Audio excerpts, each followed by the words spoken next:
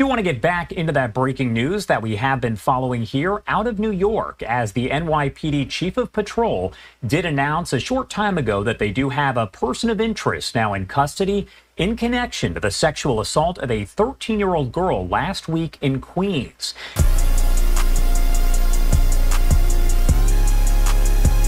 Okay, so the New York City illegal immigrant crime wave continues. It continues to rage on because Democrats, far left-wing policymakers like Joe Biden, his cronies, like congressional members Nancy Pelosi, Chuck Schumer, them, and the New York Democrats, Eric Adams, and the left-wing council over there in New York City, they're running cover. They are continuing to run cover and protect these illegal immigrants, even though many of them have proven to be full-blown hard criminals. We got gang members from El Salvador, Venezuela allegedly emptied out their prisons, and all of a sudden we have a big crime wave going on in New York.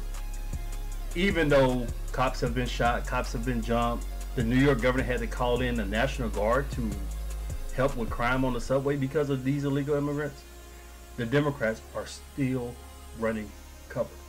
Whether they mug people, whether they beat up old ladies, take their cell phones, whether they're raping little girls, which we're about to talk about, or whether they're deleting people, the Democrats have a larger objective. So they will let their own citizens be endangered because they need the votes. They want to register these illegal immigrants to vote. We have all types of evidence of this going on nationwide. Illegal immigrants, non-citizens, being registered to vote. And they also need to count these people in a census so that they can stack their congressional seats in their states and have even more power in Congress. So the Democrats are willing to let little girls get raped. They're willing to let college students get deleted because in the long run, they believe it's going to help them push out more Democrat policies, more left-wing policies by counting these illegal immigrants as citizens. So a middle school girl was just raped up there in New York City by guess who? An illegal immigrant. So this illegal immigrant was caught, he was tracked down and ganged up on by some New York residents, more than likely the Democrat voters, unfortunately, but they gave him a piece of street justice. Let's take a look at this news clip. He a rapist. He don't care. He don't care that he hit.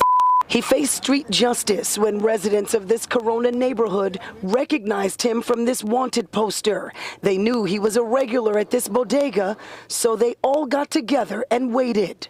He will come to the store, buy his snacks and everything. Late Monday night, Christian Giovanni Inga-Landi's bodega run resulted in a beatdown. He's right there. Look at him right there. We beat. He got at him first and started hitting him. Girl that recorded was hitting him. He had him down. We all just basically retaliated for the 13-year-old little girl because it's not right what he did to her. Daniel Ramos tells Pix 11 News it was all hands on deck. 6 to 10 of his friends sprung into action when they saw Landi. They say they confirmed it was him by pulling off his shirt. That's when they saw the distinctive tattoo on his chest. Outnumbered and taking a beating, first the 25-year-old migrant from Ecuador tried to run.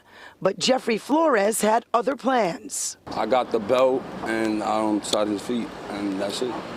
Oh, you said you tied his feet with the belt. Uh-huh. Was he saying anything when you guys grabbed him? He was just trying to say, like, he could explain.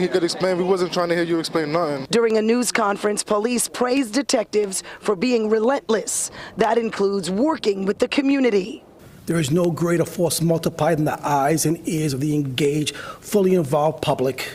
We got one less criminal off the streets. What Landi is accused of, the rape of a 13-year-old in broad daylight and terrorizing her 13-year-old friend who was forced to witness it all, put these men and women over the edge. So for them, getting him off the streets was personal. And we don't condone that over here. I don't care who you are. You could be my best friend. If I find out you do something like that, it's over for you. There's no talking. Do you understand? When it comes to that topic, it's a very sensitive topic. It was a 13-year-old girl, like, you know, it hurts, you know. It's like, I could have been somebody you know, family.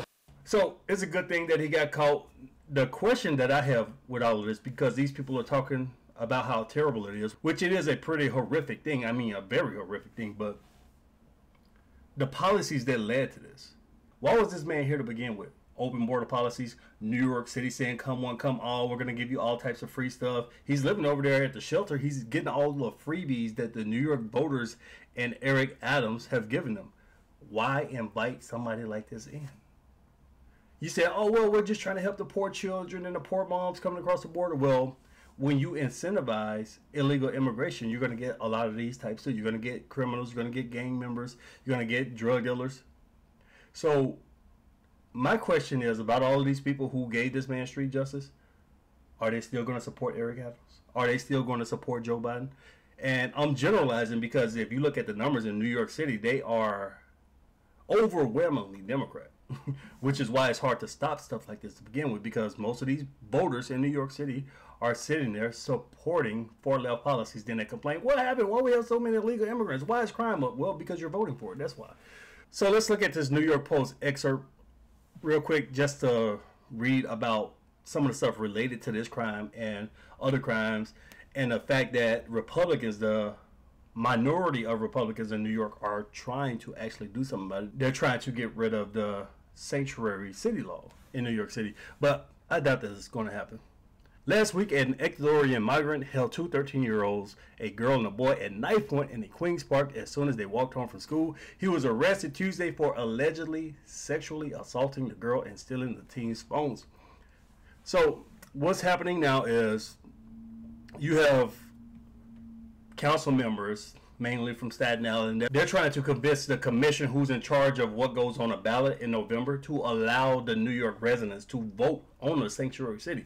At first, they tried to actually push a New York City law to ban the idea of sanctuary cities, but New York is way too far left, way too left-wing for that to happen. So that was dead on arrival. So what they're trying to do now is trying to go to Eric Adams. He's more of a centrist. He's a Democrat, but he said things that more far left wings wouldn't say. Like, these illegal immigrants are destroying New York. They're costing us money. We need to arrest the criminals.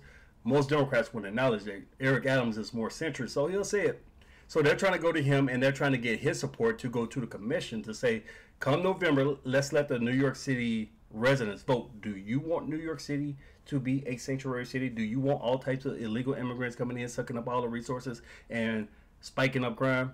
Now, I believe that the New York City residents will vote yes for sanctuary city, because they will be so brainwashed that they'll continue to vote for it. But I don't think this is even going to get on the ballot, because the commission has to make that decision. And what they're going to do, as the Republicans from Staten Island, they send this letter saying, look, we need to add this to the ballot. The commission is just going to ignore them.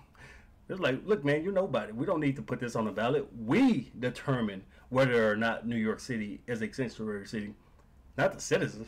And a similar thing happened in Chicago a couple of months ago, when certain people up there tried to get it on the ballot, and the city council was like, no, we're not letting the Chicago residents vote on this. We decide. And I think in Chicago, they actually would have voted against sanctuary city. So Mayor Adams, he doesn't have much to say about it. He's kind of ignoring the issue. He's like, I'll go with whatever the commission says. And the commission's not going to say anything. So they're going to sit there and just let the citizens deal with all of this crime. They're going to sit there and say, our budget is broken. We're billions of dollars in a hole. Please give us money. People are being robbed. People are being mugged. People are being deleted. But they're not going to take any hard action on it, because if they vote against sanctuary city policies, that'll be racist. And of course, it'll go against their agenda to flood the country with illegal immigrants, illegal voters. On Monday, Trump blamed Biden for the murder of Rachel Morin, 37, a mother of 5, who was raped and bludgeoned to death on a hiking trail in Maryland. So that's another victim. So we got the 13-year-old girl who was raped by this Ecuadorian guy. Now we got another lady, 37, from Maryland. She was raped by some guy, some thug from El Salvador. In Michigan, Republicans are renewing efforts to ban sanctuary cities statewide after an illegal immigrant with multiple arrests on his record murdered Ruby Garcia, 25, in March. So we got rapes going on, we got deletions going on, and of course we all remember the famous one, Laken Riley. Joe Biden completely disrespected her doing his State of the Union thing, talking about, well, non-citizens commit crime, so what's the big deal? So we have all of this going on, but there's not going to be anything done about it. The Democrats are going to continue to run cover.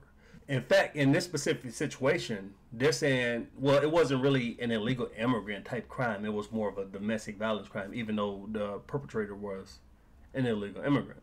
So they're going to downplay all of these crimes, whether it's a middle school girl getting raped, whether it's a mother being deleted, whether it's some girl going to college being deleted, raped and deleted. They're going to downplay it because, again, they want to flood the country with illegal immigrants. They need votes. We have thousands of instances across the country, like in Colorado, like in Maryland, like in Pennsylvania, where people are going to register to vote, but it's coming back as, well, your name, your birthday, social security number doesn't match. You look like a non-citizen. We have thousands of instances where non-citizens are trying to register to vote. It's almost as if the Democrats are encouraging them to do it. They're actually sending them ballots and everything. In fact, in California, the DMV is helping people. Even if you're a non-citizen, the DMV is registering people to vote. So if you speak against this, they're going to say you're a bigot. When Trump talks about this, Joe Biden and his handlers are just going to say, oh, this is bigotry. Trump is a racist. He's a xenophobe. He doesn't like illegal immigration. Ignore all the deletions. Ignore all the graping. The only reason why Trump is saying this is because he's a xenophobe. So let me know what you guys think about this. Leave me your thoughts below. Share the video.